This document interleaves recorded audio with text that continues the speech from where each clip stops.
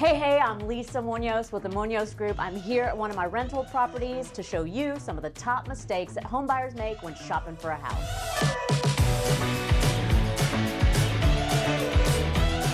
Wait, before we get too far along on our inside tour, I want to take a minute right here on the front porch to look at what we can't change. Location, that's something that's so important.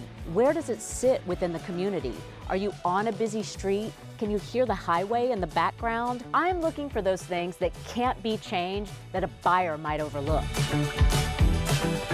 Houses tell stories, and we are in thousands of houses every year and have been for the past couple of decades. So when a buyer walks through the house, they're of course looking at the shiny, pretty things, the tile, the backsplash, and we as realtors see something very, very different. We're looking around to see if there are any cracks visible either on the ceilings or around doorways. We notice these things coming up. Actually, you don't have to look at that, but you can go back and look at that because there is a crack that I just noticed.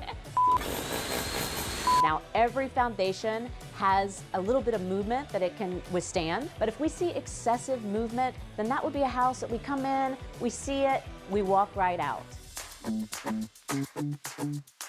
When a buyer is shopping for a house, it's so important to understand when the house was built. There's so many things that come up, from plumbing to electrical to heating and cooling systems. Prior to 1950, almost all the houses were pier and beam foundations. That means that the house sits up, and so if somebody needs to go in to do plumbing or other repairs, really easy to access. On a house like this that was built in the 60s, the foundation is a slab. There's so much plumbing that runs through this foundation, and if there's an issue with the plumbing here, it could be a $40,000 to $50,000 job, and it's not something that shows up on a home inspection.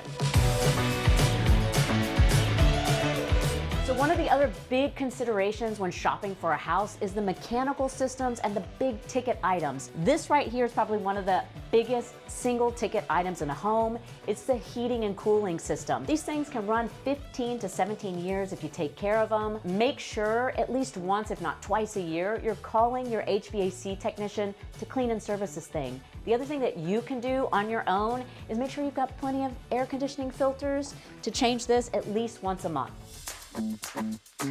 Here we are outside of the house, and there are always so many observations that I like to make.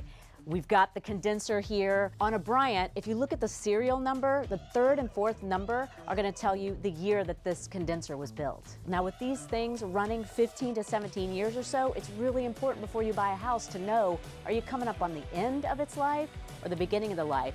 And then you can plan accordingly.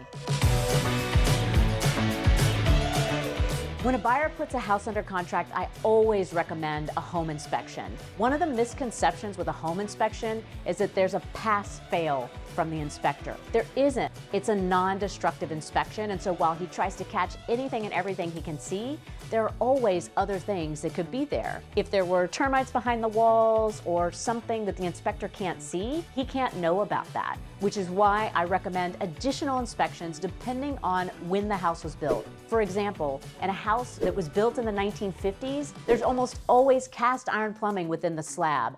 Cast iron plumbing has about a 50 to 60 year life on it. So if you're buying a house now with original plumbing, it's past time for that plumbing to be replaced, and that won't show up on your general home inspection, but it will show up if you get that additional plumbing test I recommend.